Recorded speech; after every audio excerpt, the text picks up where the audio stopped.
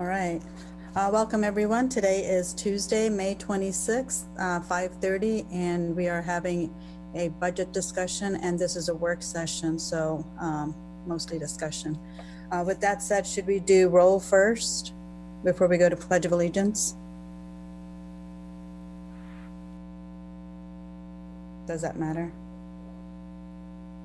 I'm not sure Brenda's on, Mayor. So typically for the work session, we don't go through roll. Okay, all right. So we'll go straight to Pledge of Allegiance. Please stand if you can for the Pledge of Allegiance. I pledge allegiance to the flag of the United States of America and to the republic for which it stands, one nation, under God, indivisible, with liberty and justice for all. Okay, with that said, we were having a friendly sundown salute competition with Lawrence and Manhattan for the census. And unfortunately, Manhattan did not win that competition, but we did increase our census percentage takers. So hopefully, ultimately, that's the goal, to increase as many people as we can to take the census 2020. And that's why I'm wearing the Jayhawk shirt, which is not mine, which is good. I don't want to invest in Jayhawks just yet. But there was a video message from Mayor of Lawrence. Jared, would you like to play that at this time? Sure.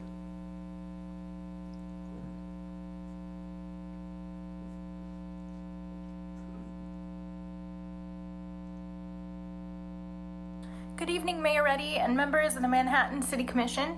I'm pleased to share this video message with you, and I'm sorry that I can't join you in real time via video conference. Unfortunately, our meeting times overlap with yours.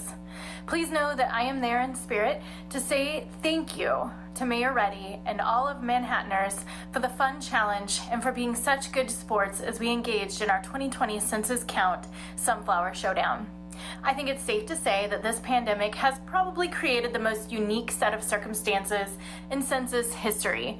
Happily, it looks like our competition boosted the count in both of our wonderful college towns, although the Lawrence count numbers remained higher during our friendly wager.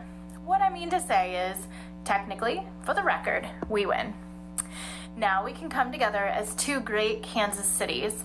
As such, we, along with all other Kansans, are still ranked 11th in the nation for self-response to the 2020 census.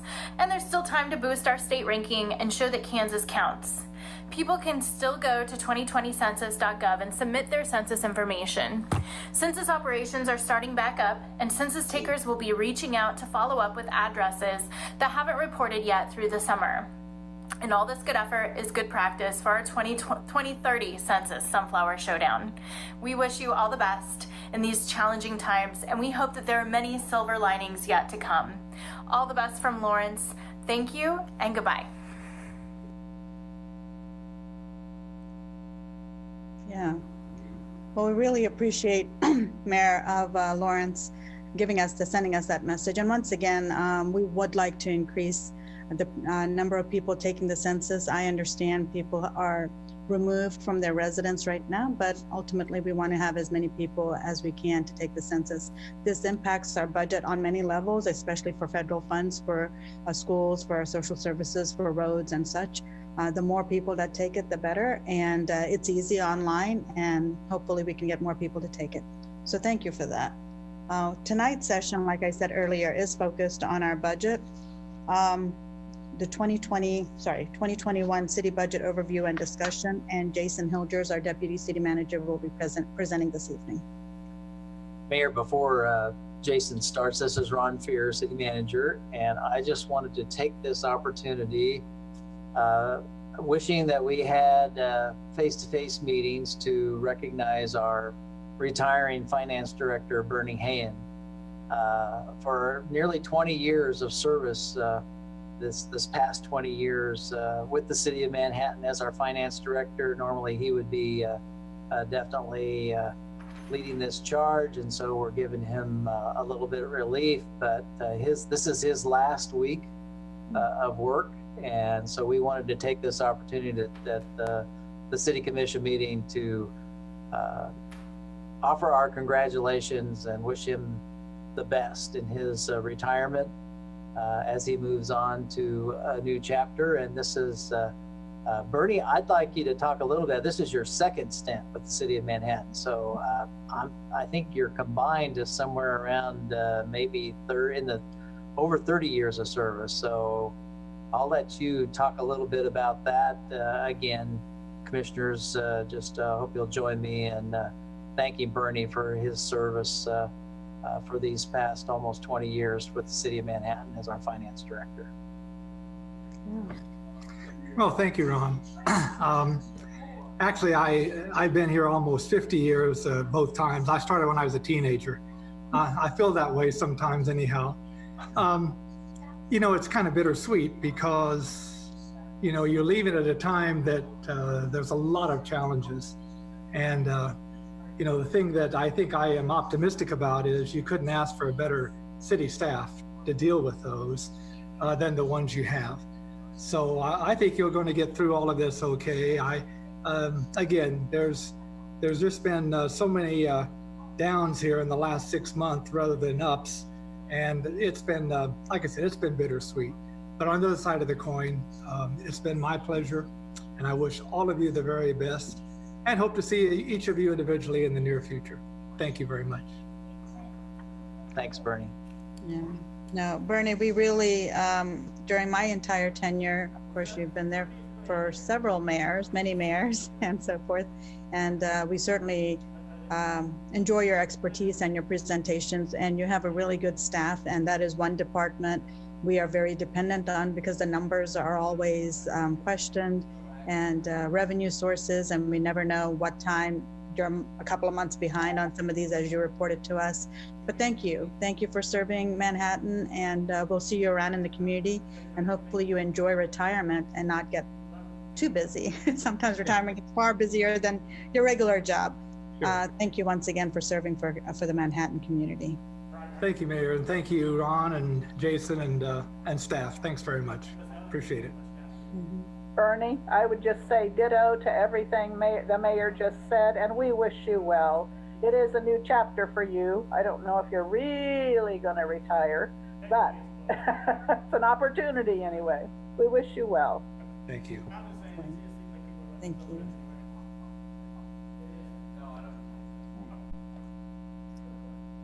Jason, are you ready? I believe so. All right. If there's nothing else, then we will move on forward with the budget discussion.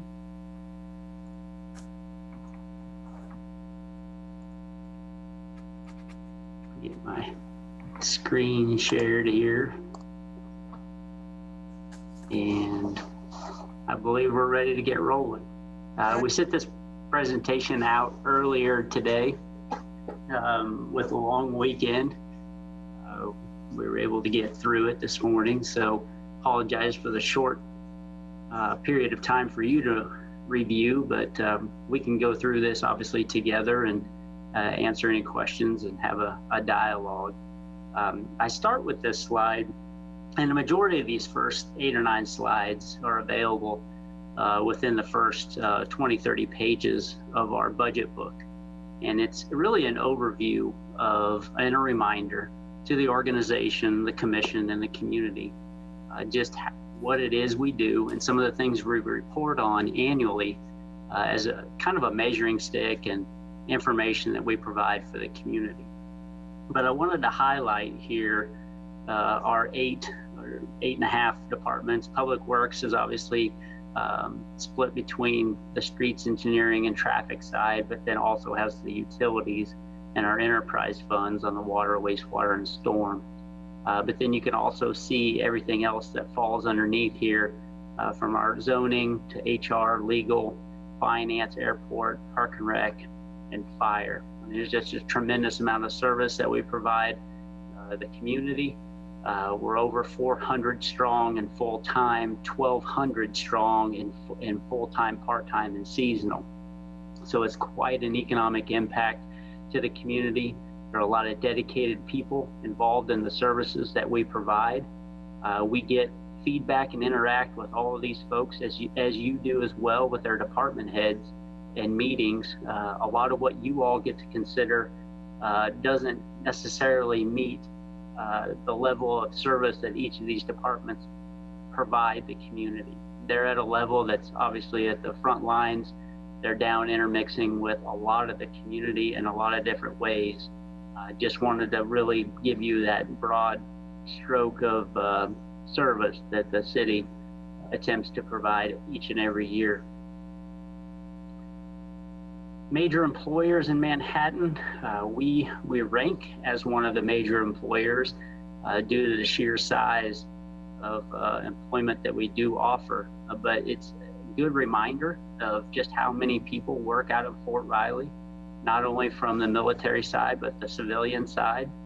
K-State having almost 6,000 employees, and they're obviously their large footprint within the community. Ascension, Via Christi, as well as GTM, USD 383, Walmart, Meadowlark Hills, and Manco, and just significant major employers within the community. So this just charts our growth as a population in Manhattan. You see the total in the bars, but then you actually see a trend line showing the percentage growth or negative growth, as you saw in 2016 of a 0.3 or a 3% drop. But then we've leveled out in 17 and 18, hovering right around that 56,000 mark.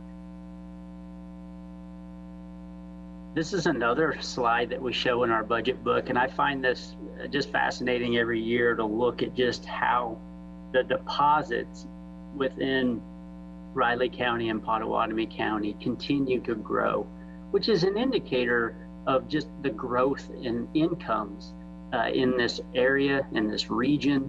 And there's more being developed. There's more money coming in to our counties each and every year. And if you just look from 15 to 19, there's about a 250 or almost a $200 million increase from 1.9 billion to 2.1 billion.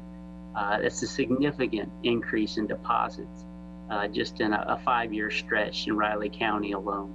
And you can see Pottawatomie County's bank deposits are growing as well. So those are good indicators to have in your region. It's an indicator that folks are making more money. You could see the prior slide where our population in Manhattan hasn't really necessarily jumped, but those same people are making a larger number of deposits within those banks, which is a good income growth indicator for the region. Schools, obviously growing. This starts at the bottom left and then goes up and then comes down and then goes, so that the growth is here in the years. So it's not all across the top and then across the bottom. It actually staggers here. So to get out here to 2020 is obviously a different, almost 7,000 students. Again, another good growth indicator in your community. Your population isn't necessarily growing, but your school-age children are growing, showing the investment that obviously needs to be made within USD 383 in our community. Value of the building permits and the total number of building permits issued. We clearly had a growth period around the 2010 time period with 549 permits, $183 million in valuation. We're down to 318 permits being issued in 2019 with $82 million in valuation. You can go back to 2014 and see $89 million in valuation, in 2012 and $91 million in valuation. So we haven't necessarily lost a whole lot of pace. Obviously, it's come down. What's interesting here to me is the number of permits at 318 had a very similar value at 469 and 448, which is somewhat of an indicator that the cost of doing business has increased. Those value of those permits have gone up. Another indicator of just increasing costs within the community and doing less permits, but a higher value in terms of construction.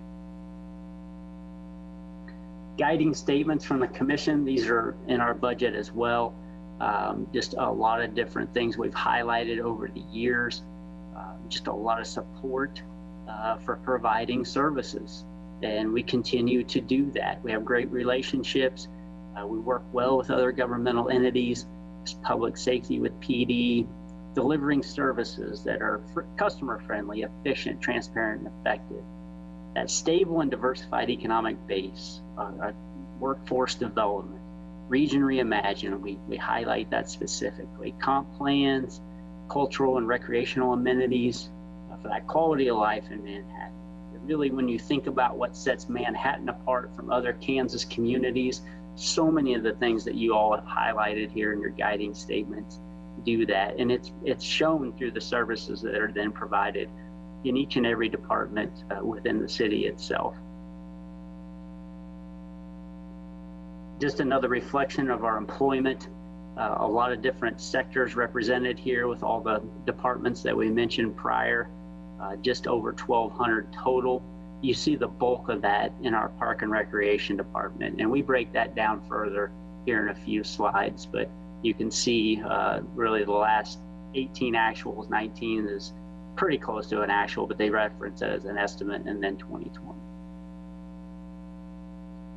This is another way to look at it, full-time, part-time, and seasonal. Again, you can see that seasonal number is a very high number for the organization. We do a tremendous amount of hiring of our young people, 16 to 22 years old, give them great opportunities to learn life skills, working with others, dealing with the public, dealing with cash, dealing with money, and just responsibilities that a lot of our children take advantage of and learn great life skills. So when we look at funding sources for all our full-time and part-time employees, almost 80% is in the general fund, and then the other 20 is essentially in that enterprise fund. So when we look at all the operations and all the people within the organization, the general fund, which is really the primary funding source for all 8 departments, and then the enterprise funds obviously covers our water, wastewater, and a few of our storm. So when we look at then the general fund, and we look at that $31 million that we have approved in 2020, 71.4% of that is our people, which is a significant portion of our budgets. It's clear when we talk about adding or subtracting, more often than not, we're talking about our people. Contractual services, commodities, those are so heavily influenced by gas, electricity, fuel, things that, and travel's in there as well, things that fluctuate with the economies and more often than not do increase. We see a lot of our electricity and our gas increase year to year based on that inflationary factor and growth within those industries themselves. So the general fund, I mentioned that $31 million expenditure, about 31.7 million. We broke that out by percentage, so you can kind of see all the departments and how they function financially within the organization. Clearly, the Park and Rec Department outpaces everybody with nearly almost 30% of the total expenditure in the general fund. Fire, Public Works, General Services follow then second, third, and fourth. The pie chart of all of that obviously then focuses very clearly on Park and Recreation, Public Works, and Fire as those higher percentages, and then everyone else filling in, showing that full rounded out service that we provide within the organization. So the past 3 or 4 years, financially as an organization, we have kind of approached the slowing of revenues and the flatness of our revenues, more of an across the board impact. So when we needed to save or we went internally, a lot of times we would look at things from a percentage basis and apply those, and everybody shared in that cutting exercise in order to get us to where we needed to be. We have often here of late advocated for a strategic plan, and we wanted to start looking at each of these departments and divisions and services, and break these things down and prioritize them to try to get to more of an organization that's providing the services than that the community wants to see, the commission would like to see, instead of just continuing to do what we've always done for the past 5, 10, 15, 20 years. Let's look at these things again and prioritize them. Are there things that, you know, the governing body and the community would rather us, yeah, that's not as important as this, and start to prioritize these things. And we've made our case in the past, and I do think there's been some really good feedback from the commissioners on this. But we'd like to further this discussion and break it down even further. Get those high priorities identified, recognize how many people and what people it takes to administer those high priorities. What programs or services do we provide that also generate revenue? And do we want to look for 100% cost recovery? In some very stressful times in the country in 08 and 09, a lot of cities went to 100% cost recovery, which is basically a pay to play type of scenario in a lot of services.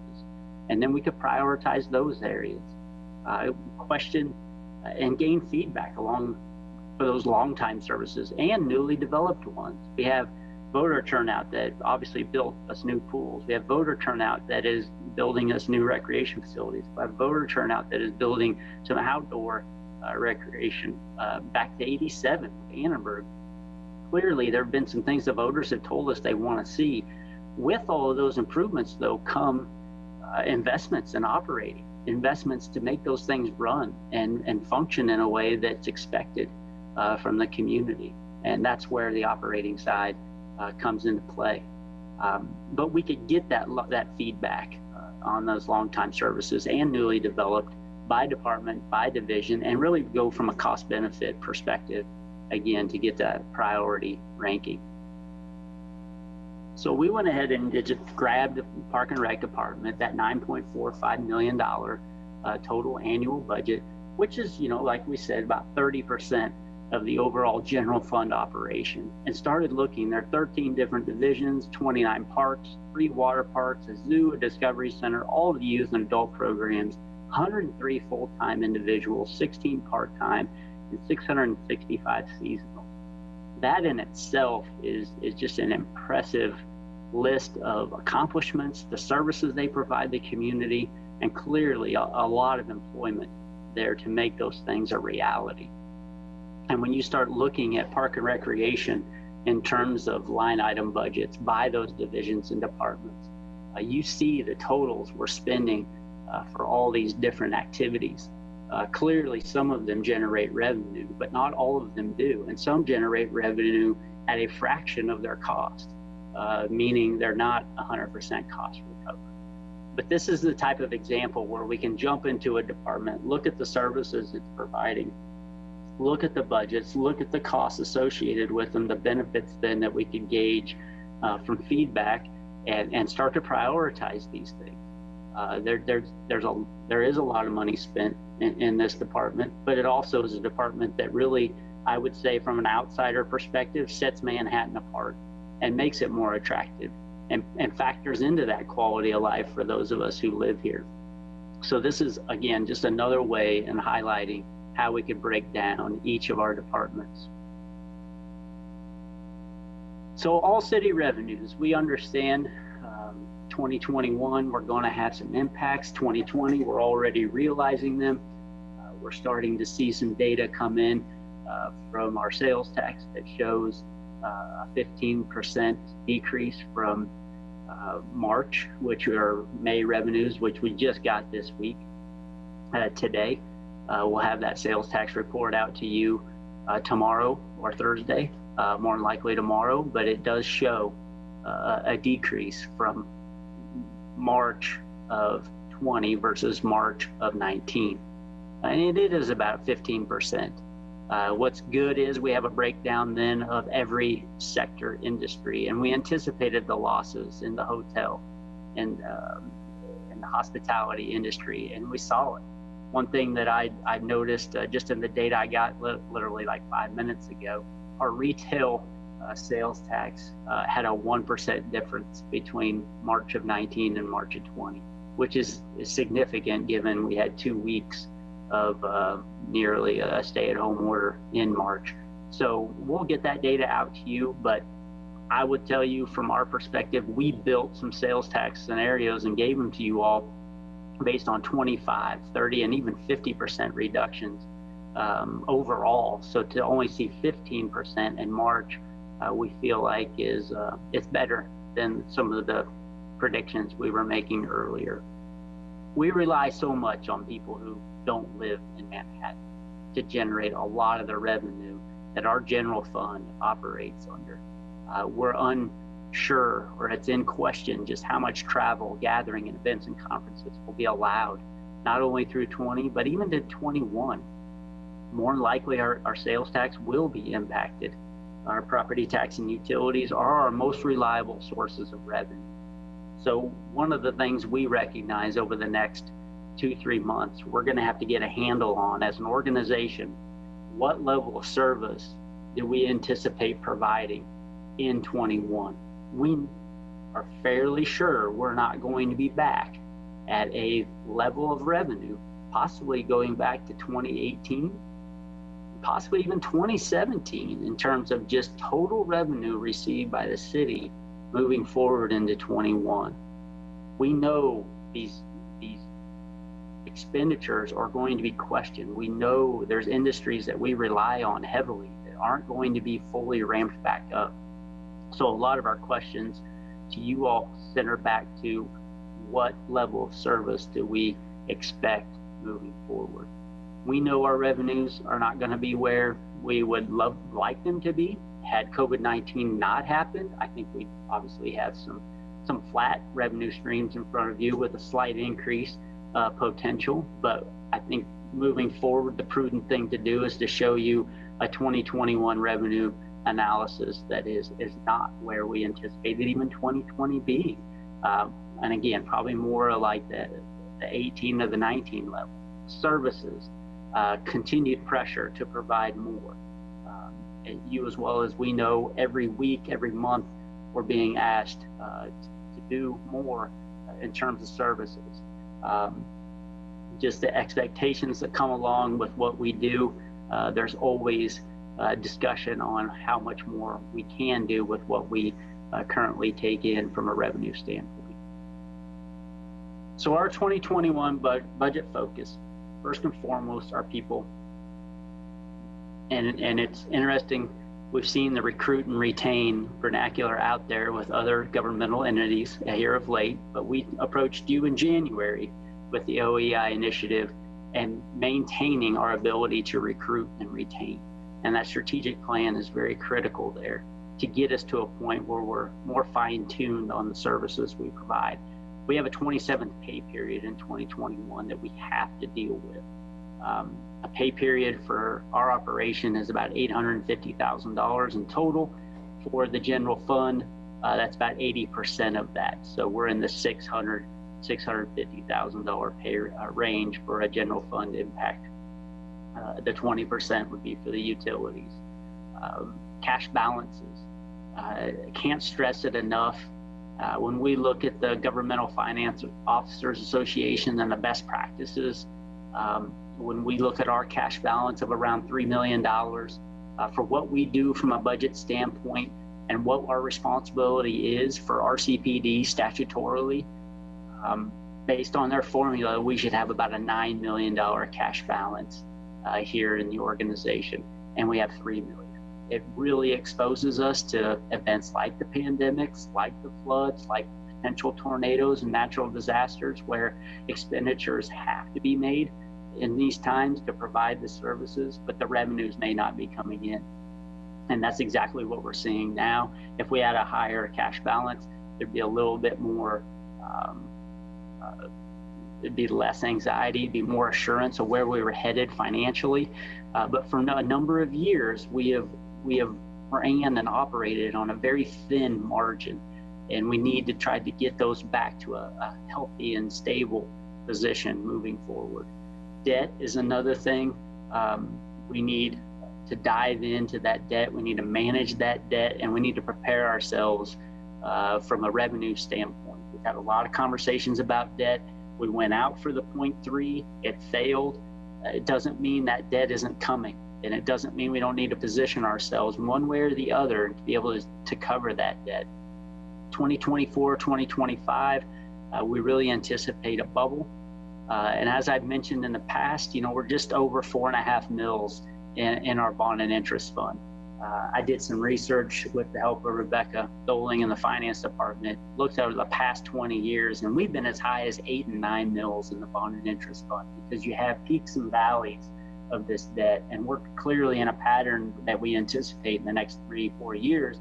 That debt limit is going to start creeping back up to a point that's going to require a higher participation, either from additional sales tax from somewhere or property tax, in order to manage that debt. So we can jump into our first crack here and assess valuation. We heard from you all a flat mill levy is desired. We wanted to show you that when it looks like maybe a potential 1% growth opportunity. So it takes that mill that was worth $585,000 and it factors in that $5.8 million in growth. That's a 1% growth rate. Now, what we did with that is looked at it from, as I kind of alluded to last time, there's two ways to grow as a community. You can have your house, which has been in your possession, say, for 10 or 15 years, and every year the valuation on that has moved, either positively or negatively. Well, that valuation growth is one piece of, on your home, that's an established piece of property. It's one piece of that valuation growth. The other is from market changes. So you could have a new store build on vacant ground. So that vacant ground goes from almost having no value by way of a building and land to a substantial value. We're seeing a lot of redevelopment take place in the community around Aggieville and near campus. And it takes a piece of property that, much like our TIF is based on, takes a piece of property that's not worth a lot, and then you put a hotel on it worth, $10 or $12 million. But that's a huge valuation growth due to a market change. So that's where that split comes in. So you have existing property that's just growing naturally, and then you have properties that are changing dramatically because of the investment being made by an owner. So we split that. The market changes end up net resulting in about 171,000 in growth, and then 120 just from the community growth in total, the 291. That we can then look to 2021, how can we use that? So this next page really starts to break down the levies that we see in Manhattan, and I'll highlight 2020 first. So this is where we stand today in terms of levies. And in order for us to maintain 49.798, all these levies basically ratchet down a little bit in order to maintain this, because the valuation has grown. And even at 1%, it makes just a slight variation. You can see almost a 0.1 on some occasions, a decrease in order to keep us at this 49.798. And then we apply that across the board. So the taxes that are levied end up being that $291,000 increase that we highlighted on the prior page. So all of the amounts end up ratcheting up just a touch. And we really focused our increase in the levy itself to the bond and interest fund, knowing we would have debt. So our levy increased in this scenario by that 0.447 in order to get us to a little bit of an increase in that bond and interest fund, so we could capture that $291,000. So we rise from really a 2.7 million to almost 3 million in the bond and interest fund. So that gets us a flat mill levy, and under a 1% growth scenario, there's 291,438 that can be captured within one of these funds to support it moving forward. The last sheet of this, I would just point out, and this is something that, the tax lid itself is frustrating.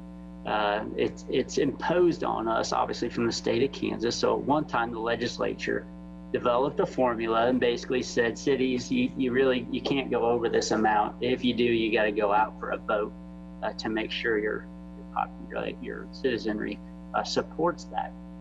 So in one respect, I've looked at this internally, and I don't know if Ron and Bernie have ever shared this, but I've always felt like, they've established the ceiling for us, really. And over the last 3 or 4 years, I'm going to use a term, you may not necessarily agree with it, but we've left money on the table. We've left money in the capacity to raise your levy in order to support the operation of your organization. We've left this on the table. And in this case, if we don't raise the mill levy and we capture that increase just from growth, we would have been allowed almost a 2 mil increase based on the state's formula for the tax lid. I bring that up because in the past 2 or 3 years, I think we've shown up and showed, at this work session, the past 2 years, we have shown up and kind of said, hey, we're looking at a 3 or 4 mil increase. We're looking at, a 1.8 to $2.4 million increase. And that mill levy then just starts on a process and it whittles its way down. And we've been under a mill now for the last 2 or 3 years per year.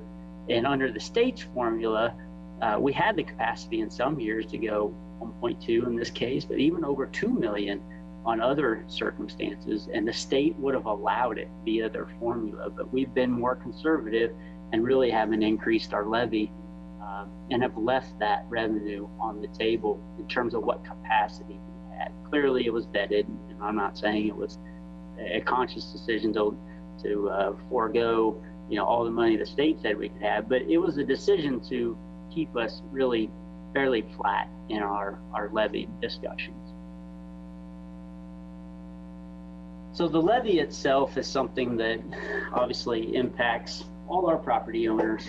And I bring these examples to your attention again, just to kind of highlight where that levy is within our budget and the total taxes that are paid by each of our residential homeowners and our commercial business owners. And again, this isn't anything new. I just think it's of significance when we think about the $3,600 that $200,000 homeowner pays and where it goes, and that $388 that we get out of that $3,600 that's paid. That's at 10.8, roughly 11% of the total.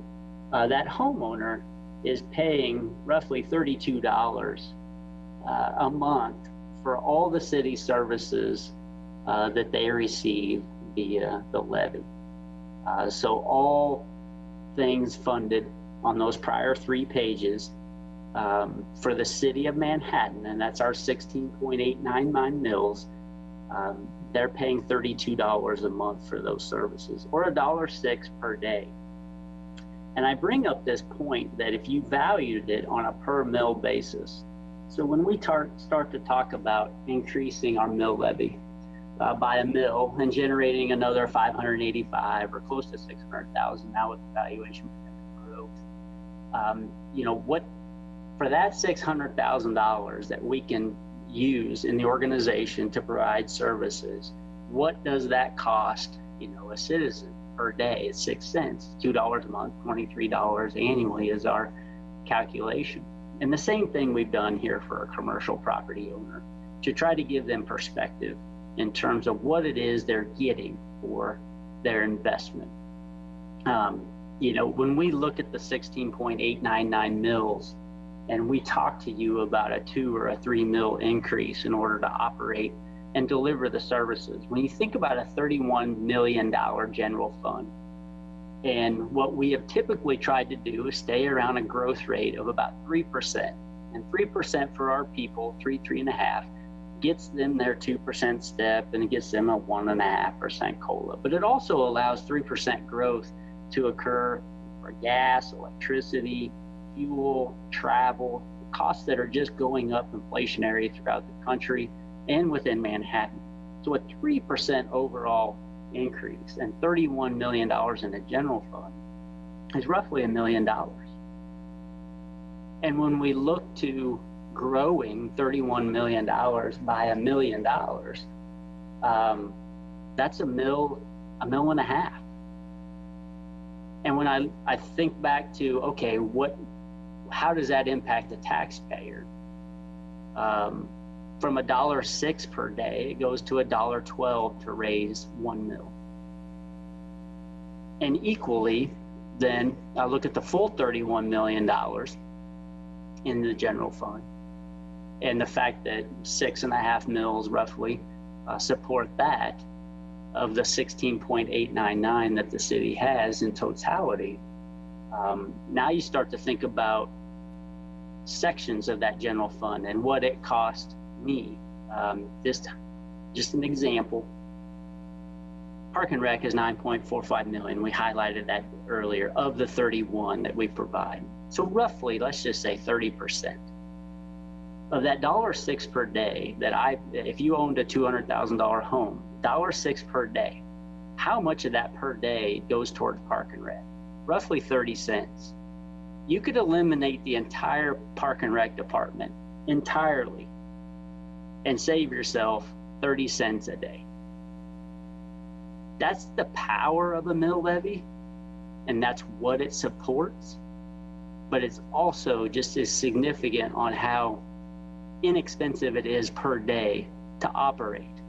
So instead of $1.06 per day, you could eliminate 10 million out of the support from the city and drop that by 30 cents, down to 76 cents per day. And when we think about breaking this down to our citizens and explaining the services that they receive, $1.06 per day, comparatively to what else you spend $1.06 on, I feel like the service we provide is a fairly good deal. And I know I'm here to advocate for that and position the organization for that, but I don't think that is detrimental. And I would be happy to have that conversation really with any citizen who would call or come in. And I think we've tried to make that point over the years. I know, Bernie, I've heard it many times. I always welcome those calls.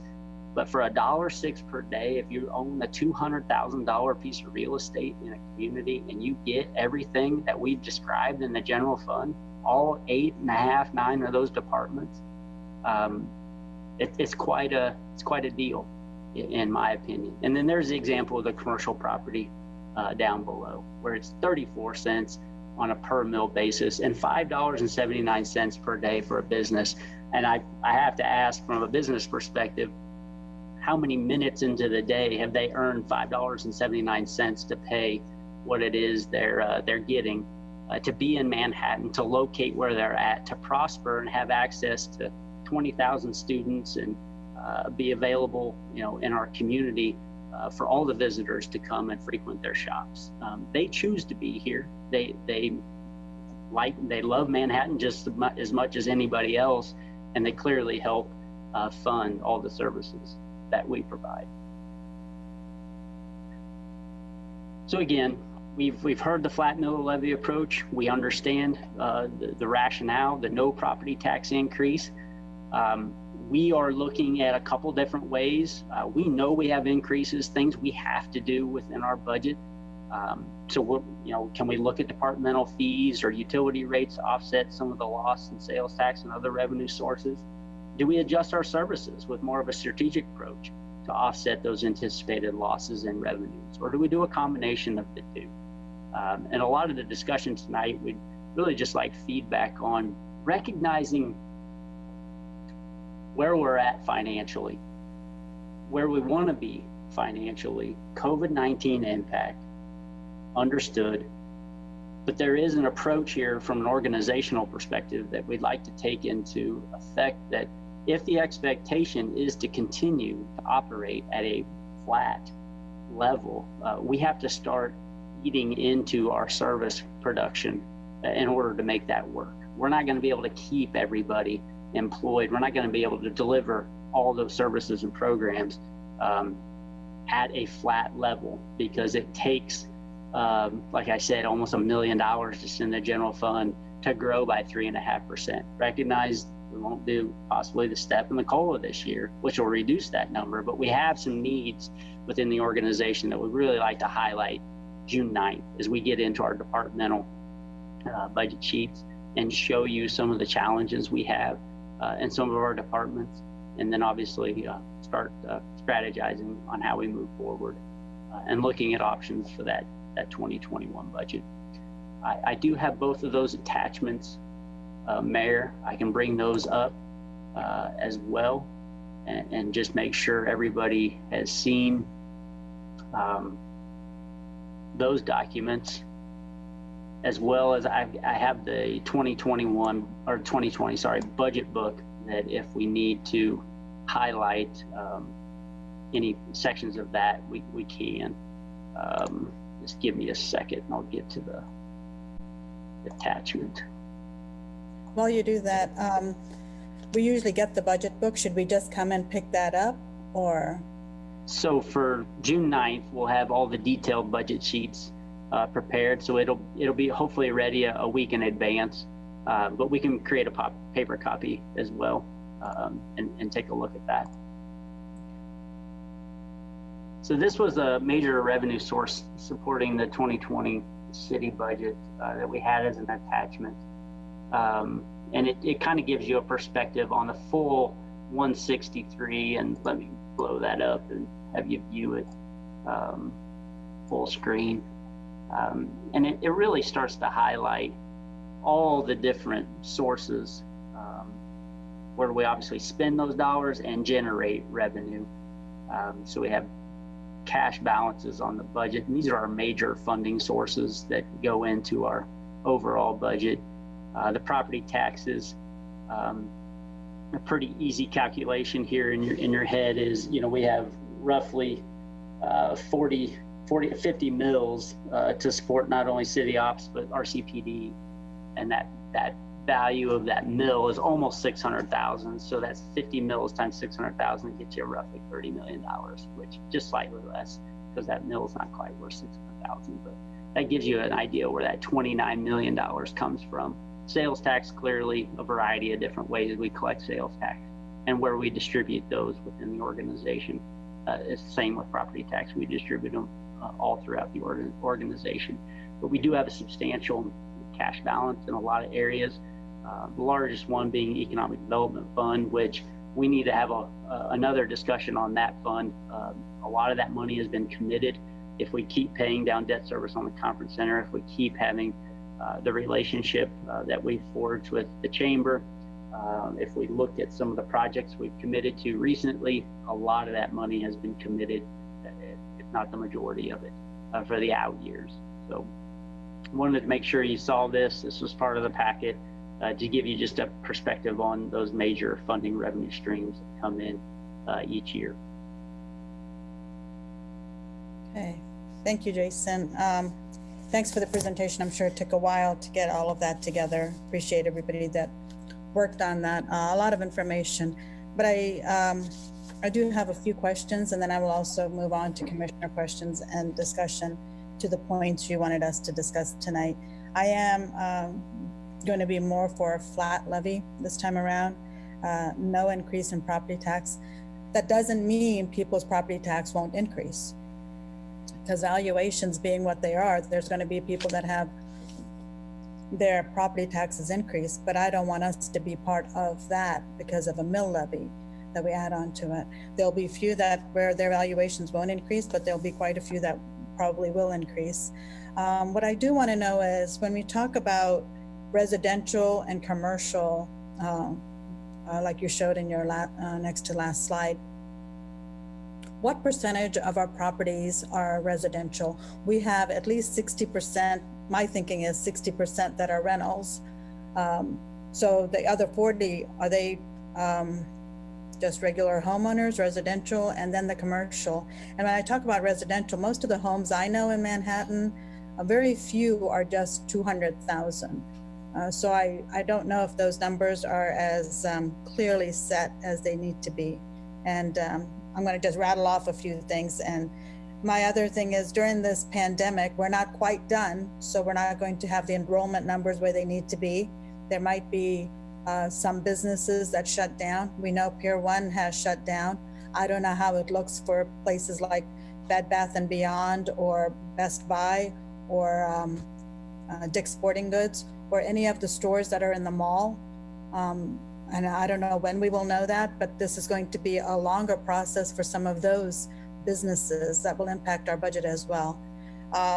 And I wanted to know conferences. Last time Karen Hibbert spoke, she said in the month of April, occupancy was, I believe, 20% or maybe 21%, but she doesn't see that gaining momentum anytime soon, especially if we have sporting events with no spectators. So how does all of that impact this, or did you already put that into this discussion this evening with your numbers? I'll start with your last question first.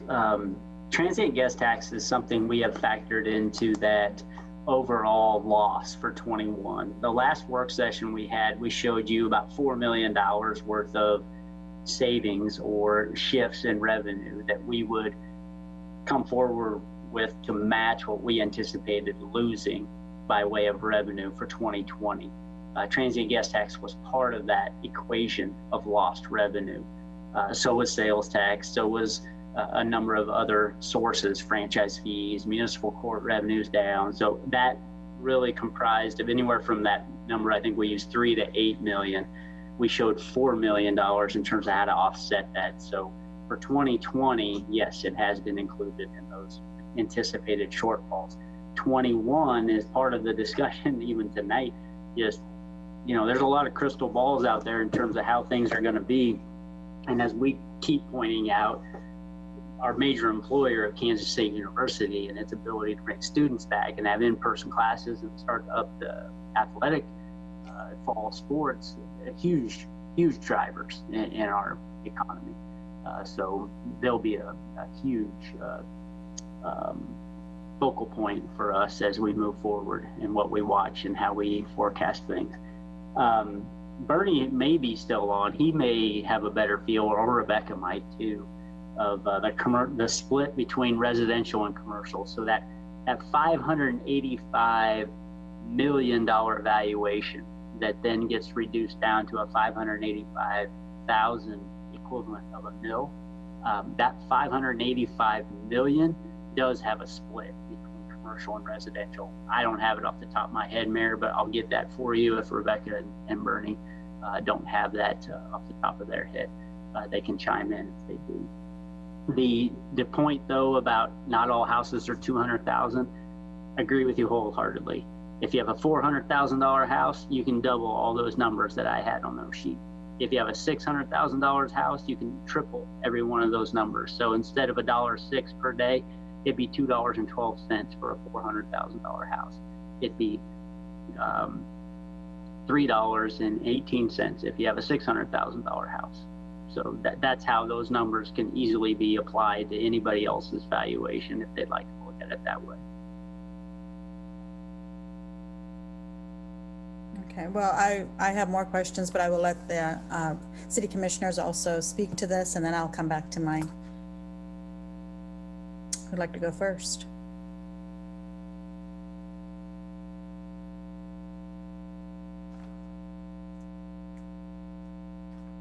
No feedback for Jason? Yes, Mark.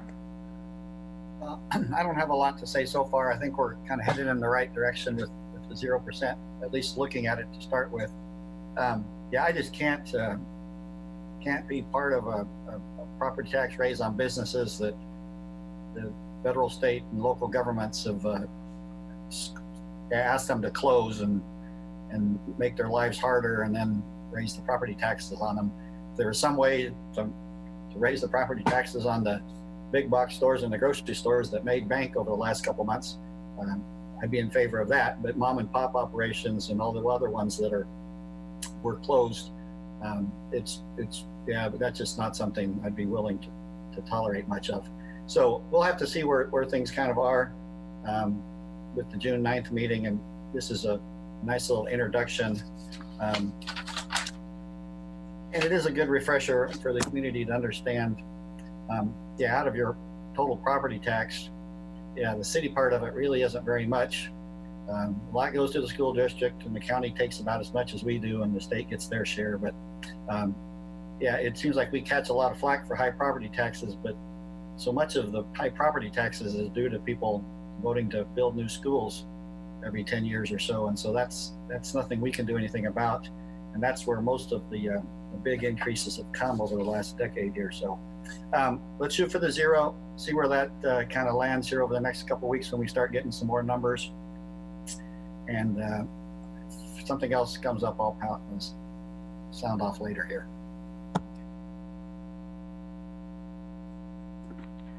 Mayor, Linda Yeah. Morse. I too support a flat increase, a flat mill levy. And because I have concerns that we'll even be able to make that if the revenue picture continues to decline for this year. I think we're going to have to use all the tools we have. So we could maintain a flat mill levy. We really have to look at our programs strategically also and encourage the city administration to review those and make some recommendations to us rather than us just kind of flailing around, you know, taking a stab at this one and that one. We have to have some analysis because it's hard for me and all of probably the rest of the commissioners to identify what some of those pockets are. It's not possible. I mean, we'll all pick something different. It'll be chaos. So let's see, what was the other topic?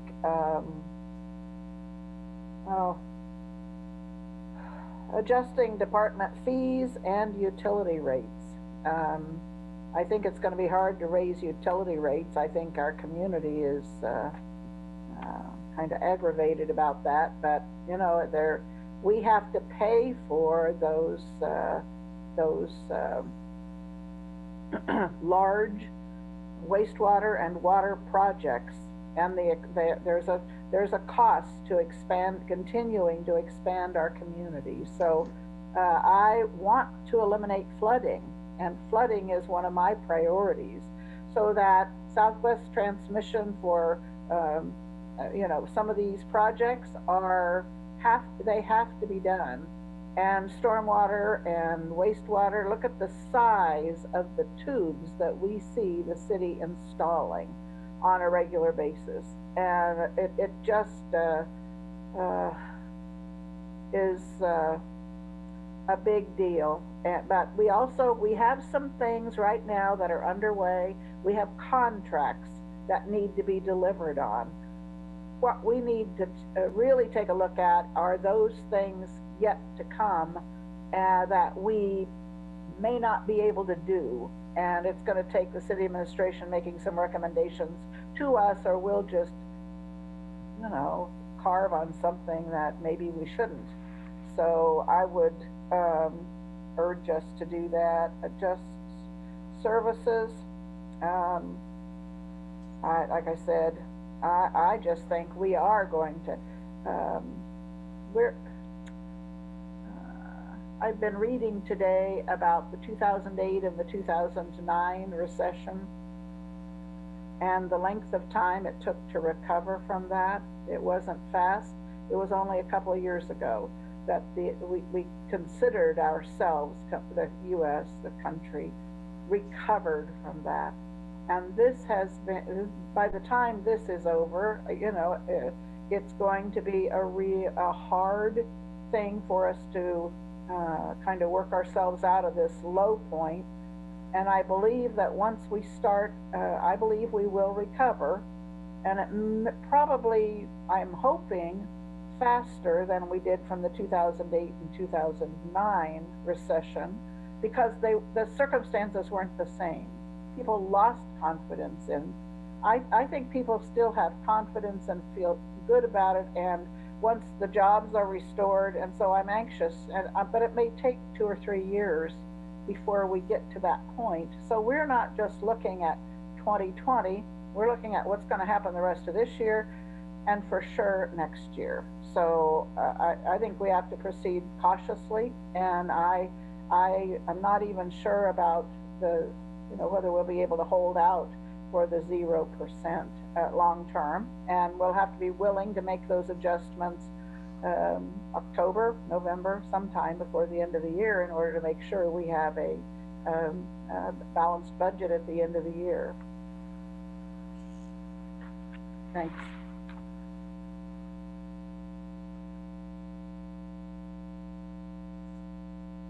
Can't hear you, Wynn. I don't know if your volume maybe.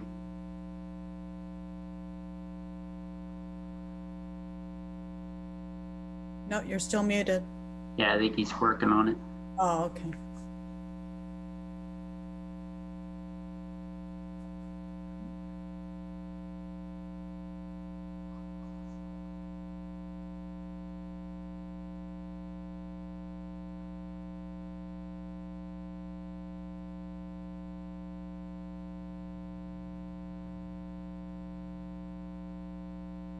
Well, I guess we'll go, if that's all right. Go ahead. So just kind of was writing some things down, Jason, and I think I just want you to know I really appreciate how you laid this out. And like Commissioner Hattusall said, I think it's good to remind the taxpayers kind of how this works in the mill levy and how things are appropriated. So I think you did a great job explaining kind of the nuts and bolts and a broad picture of how that mill is appropriated. Through your presentation, it does a couple of things well. In my mind, it highlights that business owners and residential property owners are getting, a pretty good deal, as you mentioned, in relative terms of the cost per day invested being roughly that $1 a day on a $200,000 home. And I checked, the median value of homes listed is about $213,000 in Manhattan. And we used a similar number on the school board. It's not too far off with that $200,000. And to me, that's a lot. So I'll take a $200,000 house. And if $5 a day on that 500,000 commercial property, that on its face, sounds like a good deal. But the reality is it doesn't change kind of the mentality of the population we serve and represent. People feel overtaxed. We can show them on paper that they're getting a good deal. They feel overtaxed. And I'm not naive enough to think people will ever feel undertaxed. I've never met an undertaxed person. But the volume and the noise, through this process, not just this year, but it kind of points to a signal that people do feel this overtaxation. And one indicator of that is the failure of the passage last year of that ballot issue. So there is some clear indicators in that noise. So I really like that we're keeping, or in your presentation here, that you're keeping the property tax mill levy flat. I would agree with everyone else before me. I think that's where we got ahead. And as the mayor indicated, those appraisals, there's going to be 100, even with a flat mill, there's about 220,000 in additional revenue just based on increased appraisals. And I really like that you're looking to apply that towards that bond and interest, because that is something that makes a lot of sense than stacking it in other places. There's two quick things. That strategic plan is essential. And I think we got to push hard to get that through and get that developed. We have kind of an opportunity. I know there's a lot on everybody's plate, but it's also an opportunity to build out those strategic plans tiered with that breakdown at the department level. And it's not just going to be helpful for the commission for us to make decisions, but it kind of helps tell that story to that taxpayer again, that we're having, that they do feel overtaxed right now. But if we can help tell that story about where the dollars are being spent and how much it's going on, it helps with that feeling of transparency. but it also helps people identify on an individual level where their dollars are going. I mean, if we can get to a point where people are walking into the splash park and there's a sign that shows something of how much they've invested, and that would be ideal. Now, I don't know that we can get there, but having people have ownership and see that value translated in their tax dollars gives them a little bit of it's hard to shake them into that reality any other way. So the last thing is the cash reserves. You've mentioned that multiple times. We're not in great shape there. Unfortunately, I mean, you make a legitimate case, and I hear you, and I heard it over and over again while I was on the school board. It's hard to build up those cash reserves, and when you have austere revenue conditions, it's probably hard any time, but especially during these conditions. I hear you. I just don't think that's not going to be easy. It needs to happen. It's not going to be easy to put money away like that. But thank you. Thank you, Aaron. Wynn, are you ready? Is this thing working now? Yep, we can hear you loud. All right, it was set on some wrong thing here when I logged in. What I wanted to say, just a couple of quick things. I guess, I've always been for, the flat mill levy over the years. It's unfortunate we had to get into a crisis before we could get there. I think the last time we had that was when John Mata was mayor. That's been a while ago. And I think we actually had a negative mill. So I know it can be done. All right. So the pain of it is just, how you want to look at it. Now, to start off, I assume your numbers there do not include any step increases, COLAs, or any of that. So that's what we'll get into next week, or June 9th, I'm sorry. But knowing that is the target and some of the feedback we've received from you individually, there isn't much desire to have that step or that COLA included in the budget. We've been paying attention to how our CPD is being treated.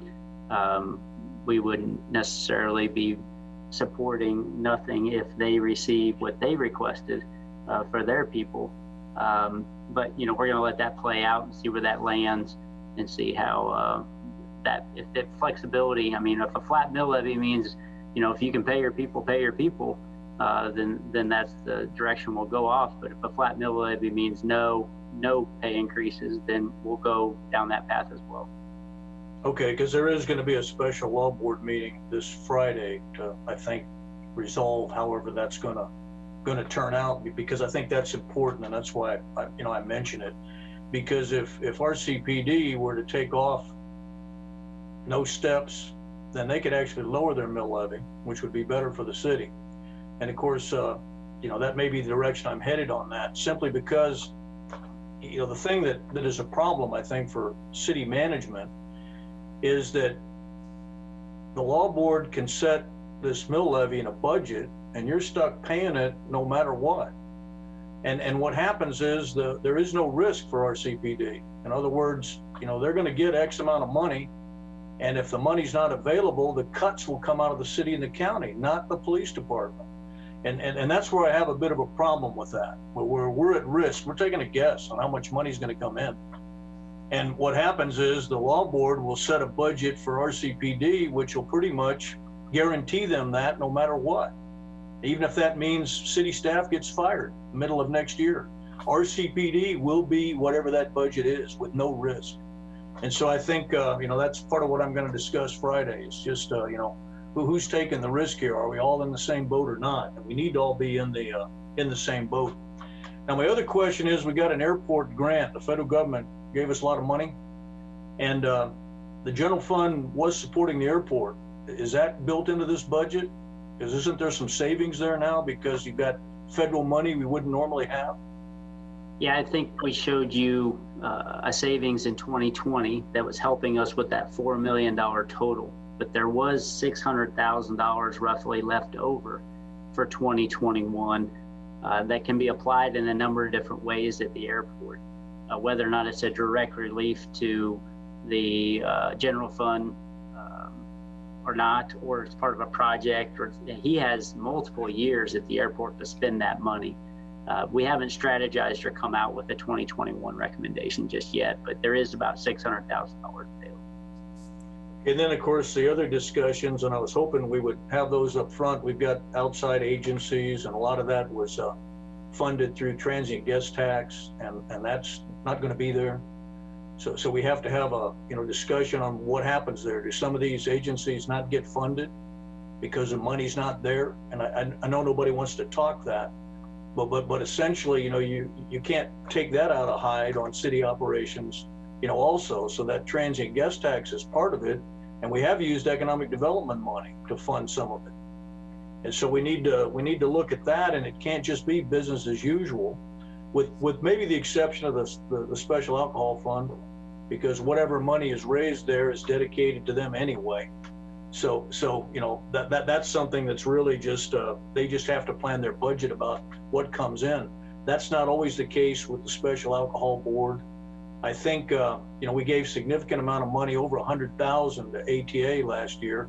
I believe they got a federal grant, so maybe that solves that problem for 2021. And I don't know, that could be helpful from that standpoint. I do think we need to have that discussion on that economic development tax.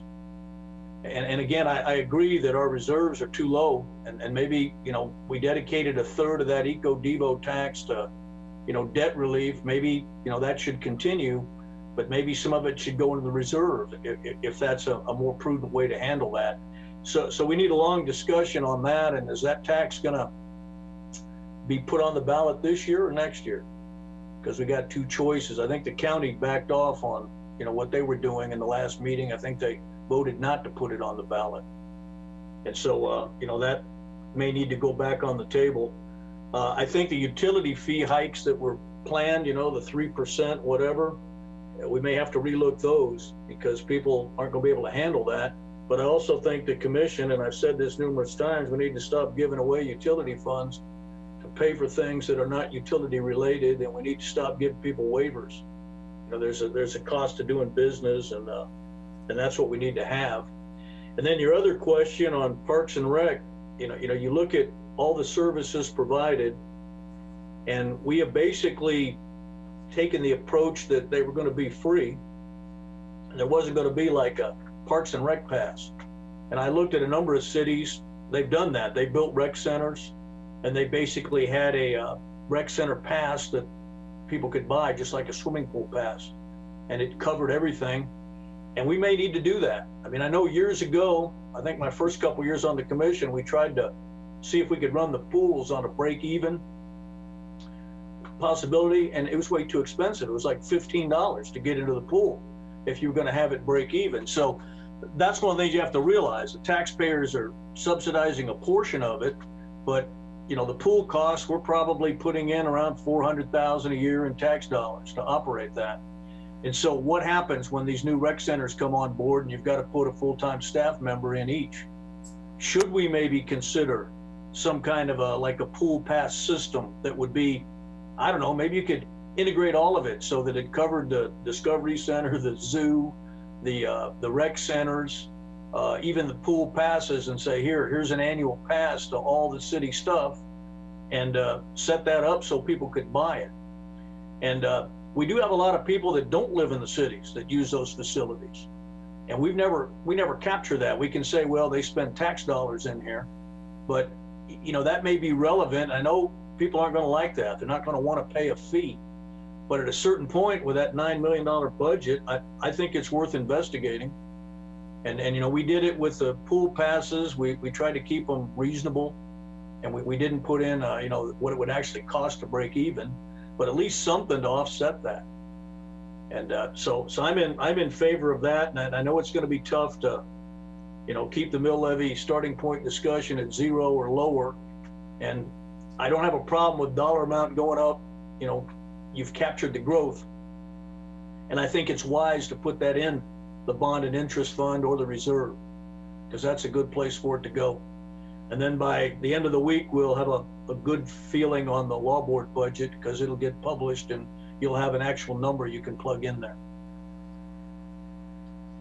I just want to respond to one of the points you made, Commissioner Butler, and it is about the risk for RCPD. I tried to highlight that in my cash balance argument for the commission. It is something that, push comes to shove, PD will receive what the mill levy was supposed to generate. It puts a lot of stress then back on the organization to make the cuts. And it's something that we've talked about internally, trying to advocate potentially for, was actually, if we were going to do a mill levy increase at all, let's put it in there with the thought that we have to cover PD. And if revenues do come in short, then at least the increase in the mill levy would cover some, if not all, of what that shortfall might be. It's a statute related mandate that we have to do. We can't mandate Director Butler cut. We can't. We can ask, but we can't mandate it. Ron can look back to all of us and say, department by department, you're going to make cuts. You're not going to travel. You're not going to purchase this. You're going to have a hiring freeze. We can impact the 31 million in the general fund, but we can't impact the 20 plus million RCPD budget that we're on the hook for 16 million. Related to that, this is Ron, I would just add that, the sheet that Jason showed you about the mill levy impacts, we didn't identify, at least at this stage, a delinquency. And you recall that we had a discussion as we were trying to get down to the wire last year of reducing the mill levy impact further. We reduced our delinquency rate back to 75,000, which probably won't cover us this year. The good news is, at least this year, things came in fairly well. I think County Treasurer Shiloh Hager indicated that through the May 10th receipts, they were at about 93% of their total revenue and property tax, and they're usually about 95. So that's not too far off, but that would eat that 75,000, just that 2% delinquency. So, so budgeting something for delinquency there, whether it's there in our reserves or bond and interest or just an overall delinquency, is something we haven't done, and something we may want to talk about before we finalize things. Yeah, thanks, Ron. I think, we need to budget for the delinquency. I think some of the points that were made here, that's why we do have 2 elected officials from our city commission on law board to continue that discussion. So there is a certain amount of control that we do have on the RCPD budget. It doesn't come from our city manager or myself or anybody else, but Wynn and Commissioner Morris are both on that law board, and we did have a good city-county discussion about where we stand. Not only is it about their budget, but it's about equity. So we want to make sure that even if our staff is not going to be getting COLA or STEP, we want to be equitable across the board. It's a fairness issue. Although to me, essential services are EMS and fire and RCPD. So we want to retain the staff, but at the same time, we're not in a position to give raises, not this year, mainly because we don't know what 2021 is going to look like. So even if we have the property taxes coming in this year, that may not be the case in January or May of next year. We don't know how that's going to look. So it's an equity issue at the same time as a budgetary issue. I think when we look at outside funding, we'll probably discuss that a little bit more, but I'm also concerned about our unemployment. I don't know what that looks like in the city of Manhattan. So I would like to know what our unemployment rate is in the city of Manhattan, and where it was before the pandemic and where it is now, so we can have that kind of a forecast. Right now, I think a lot of people that may be getting unemployment checks, it's going to end, I believe, at the end of January or maybe August, I'm not sure. But they still may not have a job. So I don't know if they're going, what that means to our local economy. So all of those are unknown factors that will impact our budget, maybe not as significantly this year, but definitely next year. And that's what we need to look at. Let me see, Reynolds and property. I'm not in favor of doing across the board cuts, like 10% for everybody across the board. I think you do need to look at your strategic plan as department by department by department, especially with Parks and Recreation. When we did away with our seasonal workers for this summer, what did that look like? What did you save? Was it $3 million? What was the savings from shutting down the pools, from not having seasonal staff? Kind of a breakdown between the pools and regular programs that we have in the summer. What does that look like? The Flint Hills Discovery Center not being open, Sunset Zoo not being open. I would like to see specifically how much each of those, I wouldn't say saved, but basically covered our bases because we didn't have the revenue to meet those needs at this time. Other than that, I think everything else has pretty been covered. I'm not in favor of dipping into the economic development funds yet. I do think we need to look at it closely and see how we want to utilize those funds and talk about the sales tax ballot for next year. I didn't know that Riley County commissioners had decided not to move forward. I must have missed that. But if that's the discussion we're going to have for next year, then we need to plan ahead for that next year too, because we're still a hot spot for businesses to come. We're still a hot spot for people. That's why we're doing the Aggieville Garage. That's why we're trying to do all of these things on some of our projects, because we do see a positive, optimistic future here. So we can't forget about that. We still need to invest in our community, but still be prudent in the next couple of years and how we take care of our services. Other comments or questions for Jason, and then before our next meeting? Linda. Aaron, go ahead. I just had a question, and this is more probably for a future meeting, but did I hear you correctly that the sales tax projection that we received in our email like tonight, that was around 15%, and we had kind of in your minds and city staff's minds for preparing for 20 to 30 or 25, somewhere in there. So this is a little better. I didn't want to mishear that. So there's good news, right? There's good news in that. And then I also wanted to echo Mayor's comments about that labor market information, those unemployment numbers. How temporary is that? How long lasting is that? Because in my mind, maybe not, it is going to be important for my budget decisions, is how much, how reliant we're going to have to become as a community on different things that we're not used to doing. And that could be in social services or other types of things if this is a prolonged, because there is a pretty big increase in unemployment claims, but hopefully that'll just go away, and people will get back to being paid through their businesses. But it's very important for me as an indicator, an early indicator, and there was that extension, so it will go into August, the 26 weeks of unemployment. I'd like to see Riley County numbers or the City of Manhattan numbers for that. I think I recall that you share, Ron, Jason, you may recall the budget hit that K-State is taking for this coming fiscal year is like 15 million. Isn't that something close to that? So some of those employees that have been furloughed may not be called back. And so K-State is going to have to pare their budget.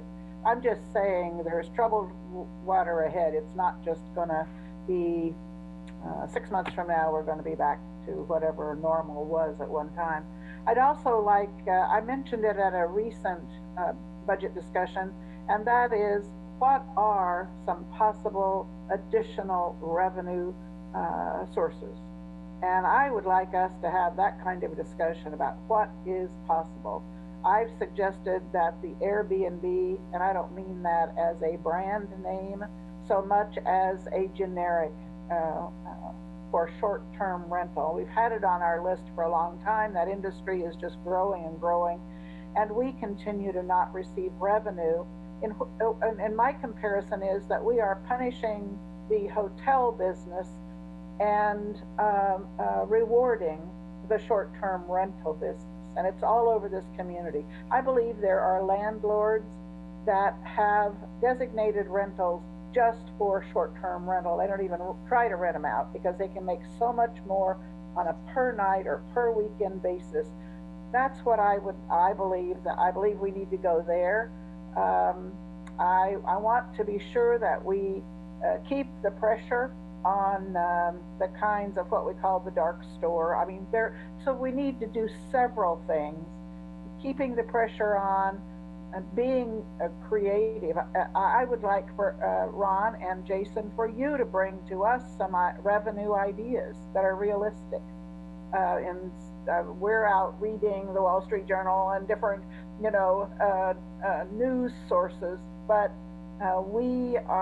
you are in touch with the other cities and counties in this state with regard to what else is possible, and we need all of that. I think it needs to be on the table.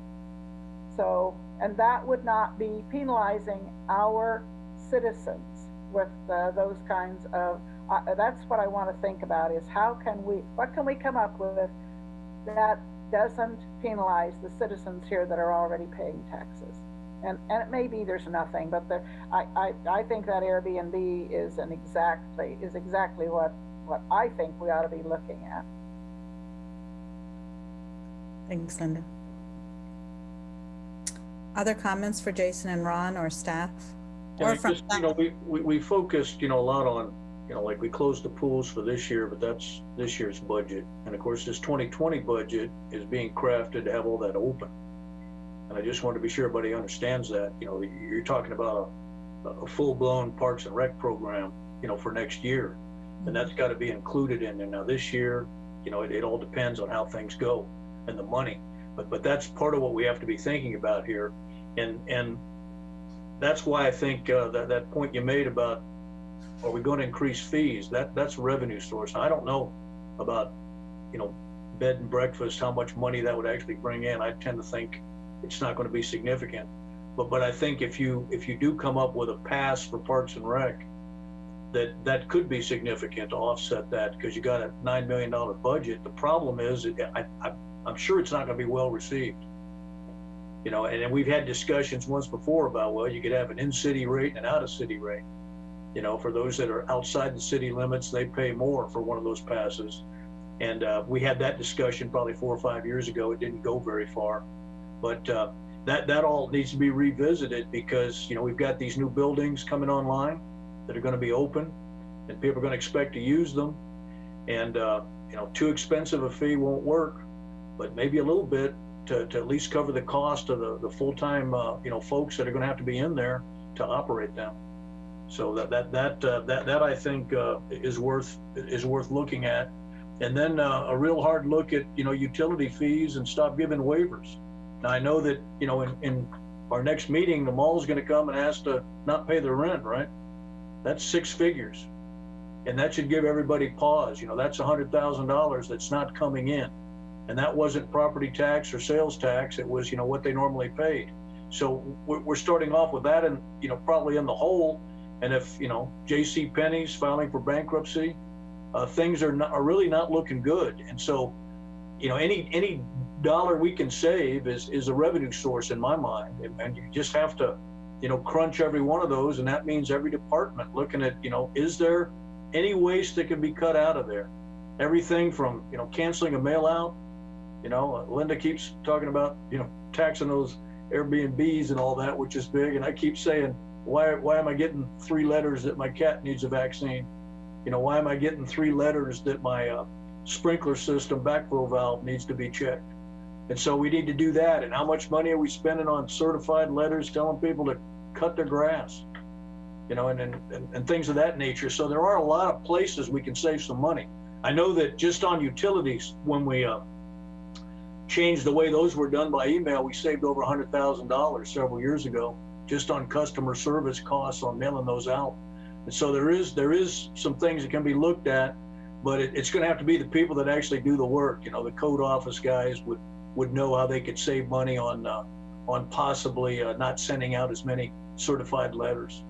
And that's something the staff will have to dig into. We don't have the expertise on the commission to get that far down in the weeds. So I appreciate the comments relative to the looking at fees, you know, the general history of the Parks and Recreation Department fee basis has been one looking at affordability for folks in the community.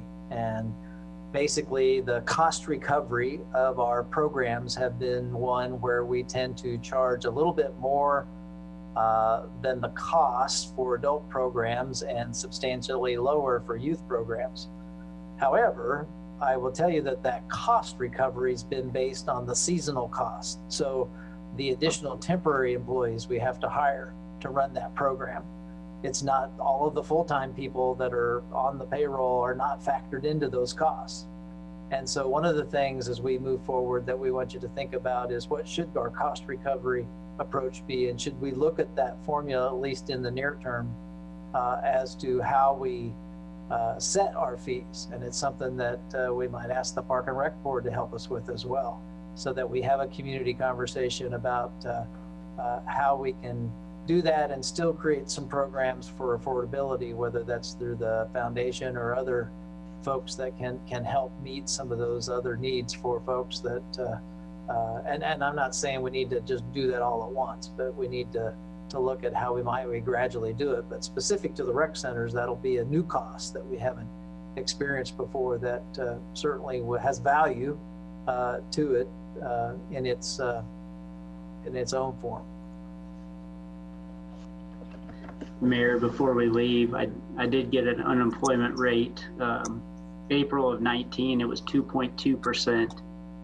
April of 20, it is 8.3%. Okay. So it's gone up about 6%. The other thing I would just leave you all with to think about over the next few weeks, keeping a flat mill levy. We have $1.3 million worth of expenses that we're going to need to make in 21. And we'll highlight those for you next week or in June 9th. But that's 2 mills. And if we're not going to move that mill levy any, we're going to have to go into the organization and find 1.2 million to cut. And that'll be tough. It'll impact programs and services that you all are probably familiar with. You're going to get phone calls, you're going to get emails. We'll talk about what those are, but I just wanted to give you that we're not going to be able to get away from this $1.2 million increase that we need to spend. These aren't discretionary dollars. They're not, hey, we want to go buy this. These are things that absolutely have to happen in this organization, and we'll expand on that in a couple weeks. But when you start thinking about that general fund and that 31 million and keeping it the same, again, there's just some things we need to do. We'll elaborate more on that June 9th. But I appreciate the thinking and the thoughts on additional revenues and where we're going to go and how we can cut things. We're going to need to do more of that over the next months. Can I ask real quick, as we look at those cost recovery options that you build in that presentation of aspirational communities but also inclusive of that socioeconomic status. So we're not, it's not all falling on our shoulders but there's other places that have done it this way and have been inclusive and have found maybe innovative ways to make that equitable if there are user fees. So it's not that's going to cause more problems and more work for you, but I would really like to see that, and I'd rather tell you now than say, hey, I don't want to do, as we get deeper into it. So that'll influence my decision making on our budget for those user fees. Yeah, we have really good experience in the organization from some communities in Kansas that have done this, so they can bring a perspective and we can share that. So, you talk about the 1.2 million that we need to find somewhere. I think that's going to be true for every community, not only here, but in the entire United States. And if we have to make cuts, I think those are the decisions we really do have to think about, because more so than this year, it's the next 2 or 3 years the state is going to be $1.2 million less in revenue sources. So I think all of these cuts are going to come from a variety of places. And it's not going to be, hopefully we don't have to go into dire straits and be able to provide the services that helps run a community well. But some of those things we do probably need to look at much closer. And K-State University is, Kansas State University is a big part of our economic driver here. And until they recover to some capacity, they were already going down in enrollment, and I don't know what it's going to look like. That's going to impact every single thing we do with our businesses and everything. So I don't mind having those conversations, but I'm not in a position to advocate for any kind of a property tax increase, because that's going to happen on its own with valuations. But I just, I don't see anything coming from the state next year. It's going to be harder getting any money from the state for anything next year. They themselves might be dipping into other funds. And I don't know what the federal agencies are going to do. And the airport came out pretty well in this. So hopefully there's some other stimulus packages which have some kind of a little bit of money for local governments. And I know those discussions are happening, but I don't know what that looks like. And it certainly won't cover what we need for it to cover. But I think that's the tough decision making we have in the next few weeks ahead of us. Anything else? We appreciate the feedback.